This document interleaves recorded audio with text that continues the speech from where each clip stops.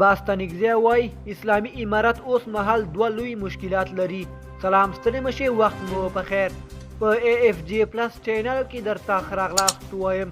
اے اف جی پلس چینل تل ستاسو په چوپړ کې، نو همدا اوس در سره چینل سبسکرایب کړئ.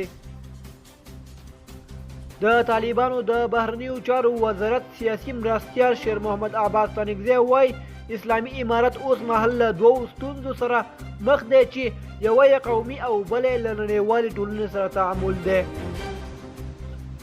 ښاغلی ستانکزي نن یکشنبه ډسمبر 26 په کابل کې له اسلامي امارت څخه د افغان الولتشي د علماو غونډې ته وویل چې افغانان په تیرو 4 لسیزو کې پر بیلابیلو پر برخو ویشل شوي او په وینا یې ترمنځ یو واټن رامنځته شوی دی.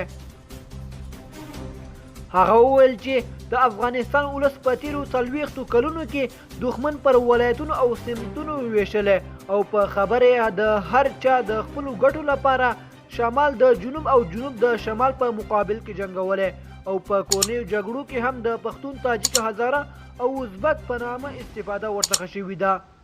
دوستانو زموږ د نن ورځې خبر تر همدې ځایه و. د نورو تازه خبرونو لپاره زموږ یوټیوب چینل در سره سبسکرایب کړئ. والسلام.